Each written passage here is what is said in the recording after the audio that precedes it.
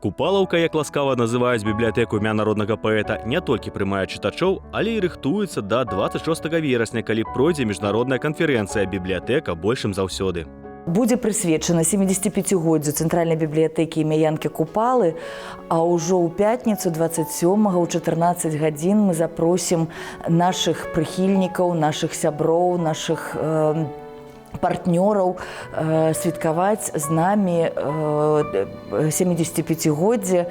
Першым адрасам бібліятэкі быў парк Горкага, дзе знаходзілася летняя чытальня. Пасля яна пераехала на вуліцу Карла Маркса. З 1976 года яна знаходзіцца ў цяперашнім месцы па веры Харужай 16. З таго ж часу, з канца 70-х, Купалаўка ўзначальвае цэнтралізаваную сістэму дзяржаўных публічных бібліятэк горада Мінска, у якую сёння ўваходзіць больш за 20 устаноў.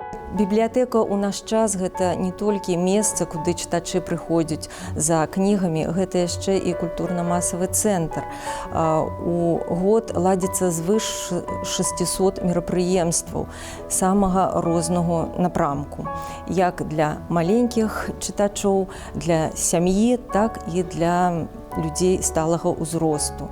А чытачоў нашай бібліятэцы звыш 24 тысяч. Бібліятэка супрацоўнічае з мінскім гарадскім аддзяленнем Саюза пісьменнікаў Беларусі, якія выдаюць серыю кніг пад назвай «Бібліятэка» і прэзентуюць яе заўжды ў Купалаўцы, а таксама ладзяць ва ўстанове юбілейныя вечары літаратараў. У нас уже 10-й сезон працуе такі ў бібліятэцы Янкі Купалы гарадскі тэатр паэзіі.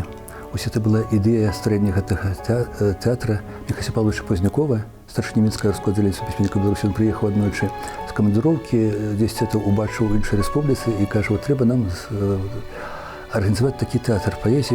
У цэнтральнай бібліятэцы працуе дзіцячы аддзел, дзе з першымі кніжкамі маленькія чытачы знаёмяцца і пры дапамозе пальчыкавага тэатра. А самаму маленькаму чытачу было ўсяго 8 месяцаў. Такім чынам, бібліятэка становіцца і месцам сямейнага адпачынку.